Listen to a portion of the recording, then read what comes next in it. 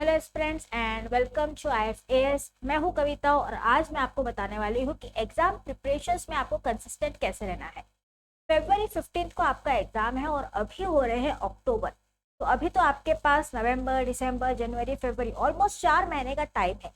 तो ऐसे टाइम पे कंसिस्टेंट कैसे रहे, क्योंकि कई बार हम बोर हो जाते हैं, कई बार हमें लगता है कि ओके कितना पढ़ ले, वही वही सब्जेक्ट है, वही वही क्वेश्चन है। तो कंसिस्टेंट कैसे रहना है इसके बारे में आपको मैं बताऊंगी आज के इस वीडियो में डिटेल में। तो वीडियो को एंड तक जरूर देखिएगा।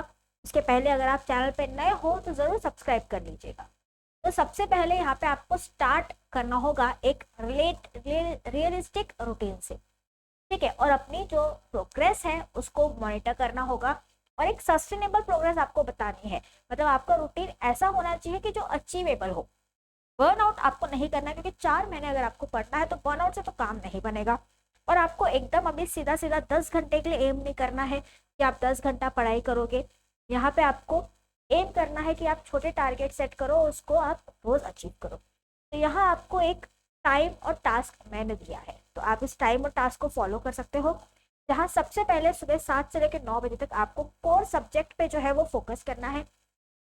सुबह के टाइम आपका माइंड जो है वो अच्छा खासा फ्रेश होता है। सबसे ज्यादा फ्रेश हम सुबह के टाइम पे फील करते हैं। तो सुबह के टाइम क्या है, आप कोर सब्जेक्ट पे फोकस करें। उसके बाद 11 से 1 के बीच में आप प्रॉब्लम सॉल्व कर सकते हैं। पीवाईक्यूज हो गए, मॉक टेस्ट, टेस्ट सीरीज जो भी है वो आप ये 2 घंटे में, 3 घंटे में सॉल्व कर सकते हैं। उसके बाद आप 4 से 6 जो है वो लेक्चर्स को रिवाइज कर सकते हैं। 6 बजे यूट्यूब सीरीज होता है IFS का, आप यूट्यूब की सीरीज को यहाँ पे देख सकते हैं। 6 से 7 वो सीरीज आप देख सकते हैं रिविजन के लिए, प्रॉब्लम सॉल्विंग के लिए। और उसके बाद डिनर करने के बाद आप आखिरी में एक शॉर्ट रिकैप कर सकते हैं और फॉर्मूला रिवाइज। तो इस तरीके से 6 से 8 घंटे ही आपको डेली पढ़ना है। आपको एकदम हाई टारगेट भी सेट नहीं करना है और एकदम अपने आप को एग्जॉस्ट भी नहीं करना है।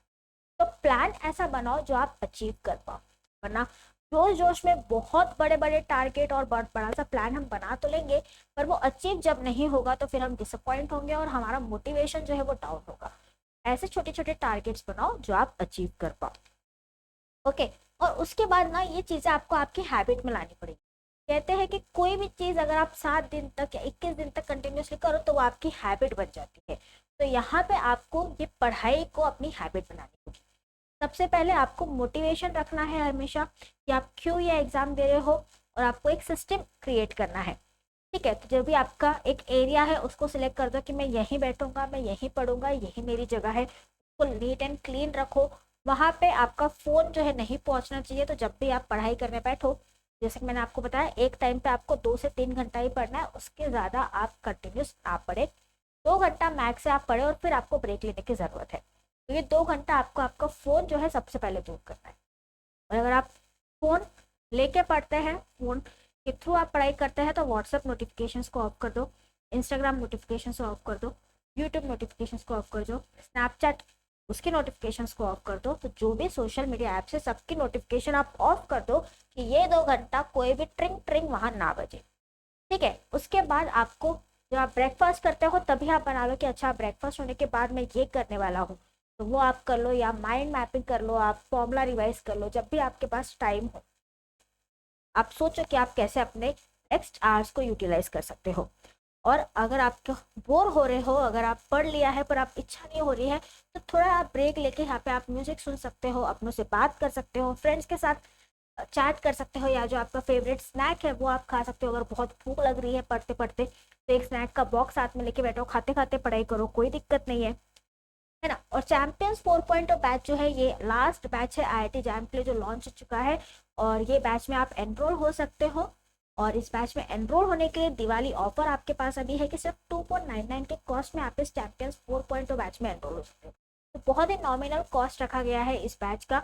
और CVT बैच का कॉस्ट है 2,999। अगर आप CVT का एग्जाम एम कर रहे हो तो 2,999 इस कॉस्ट पे आप ज्वाइन कर सकते हो। बैचेस जो है वो 6 अक्टूबर से ही शुरू होती है, तो और देरी मत करिए, जल्दी से एनरोल हो जाइए, क्योंकि क्लासेस ऑलरेडी शुरू हो गई है, बच्चों ने प्रिपेयर करना ऑलरेडी शुरू कर दिया है। उसके बाद जैसे कि मैंने कहा कि गोल ऐसे सेट करो जो आप अचीव कर पाओ। तो छोटी छोटी चीज जो है आपको मोमेंटम देती है, आपको और पॉजिटिव फील होता है। तो इंस्टेड ऑफ सेइंग कि आज मैं पूरा थर्मोडायनामिक्स खत्म कर दूंगा, आप ये बोलिए कि आज मैं फर्स्ट लॉ ऑफ थर्मोडायनामिक्स खत्म कर दूंगा और उससे रिलेटेड जितने पीवाईक्यूज क्वेश्चन एग्जाम में आए हैं वो मैं सॉल्व कर लूंगा। इस तरीके से आपको गोल सेट करना है, छोटी छोटी जीत आपको हासिल करनी है।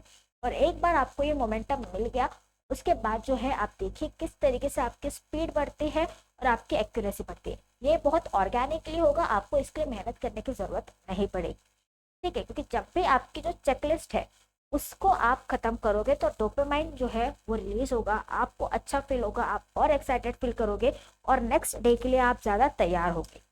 उसके बाद 3C का एक रूल है जो मैं आज आपको बताती हूँ। सबसे पहले ये 3C क्या है ये मैं आपको बता दूं, ये है कंसेप्ट, कैलकुलेशन और करेक्शन।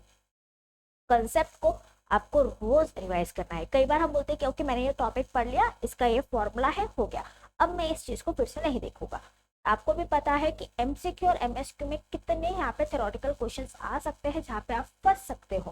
तो यहाँ पे थ्योरेटिकल क्वेश्चंस तो बोनस क्वेश्चंस होते हैं जहाँ पे मार्क्स हमें मिलने ही मिलने चाहिए, और वो तभी मिलेंगे जब हम रोज इन कंसेप्ट को पढ़ेंगे और कंसेप्ट से क्लैरिटी हम करेंगे। क्योंकि कंफ्यूजन जो है वो एग्जाम के टाइम पे हो सकता है, उससे अच्छा है कि रोज आप 1 या 2 घंटा लो और कंसेप्ट को रिवाइज करते रहो।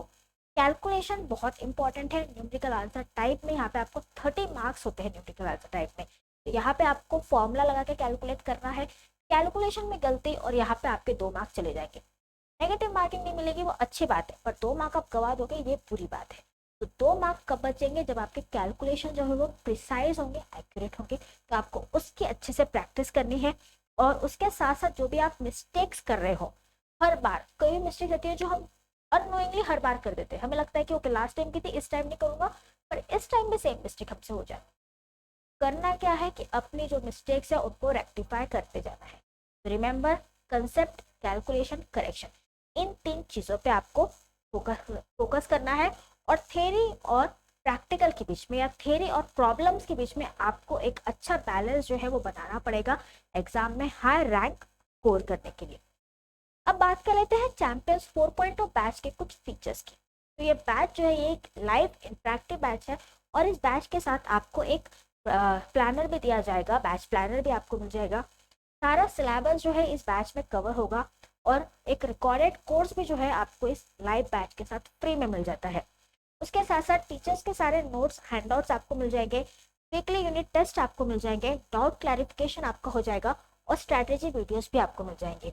उसके साथ साथ पीवाईक्यूज जो है आपको बिल्कुल एग्जाम के फॉर्मेट में मिल जाएंगे, और इन पीवाईक्यूज के वीडियो सोल्यूशन भी मिल जाएंगे। इसके साथ साथ टेस्ट सीरीज और मॉक टेस्ट भी आपको मिल जाएगा विद वीडियो सोल्यूशन, और ये सब आपको मिल रहा है ओनली 2499 के कॉस्ट पे, ठीक है।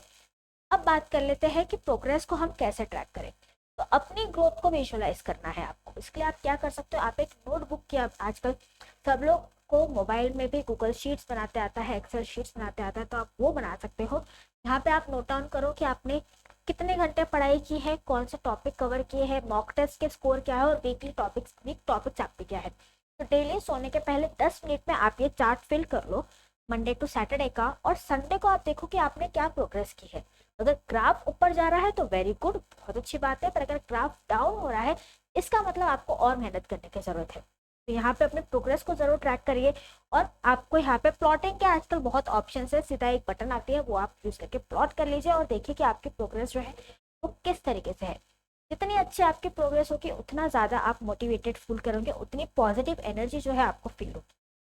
और साथ ही साथ आपको बोर्डम और बर्नआउट को भी हैंडल करना है। तो कई बार ऐसा होता है कि आप एक टॉपिक पढ़ रहे हो के 1 महीने से क्लासिकली पढ़ रहे हैं, फिर एक टाइम के बाद बोल देते हैं कितना क्लासिकल पढ़ ले। तो यहाँ पे बोर होने से तो काम नहीं पड़ेगा।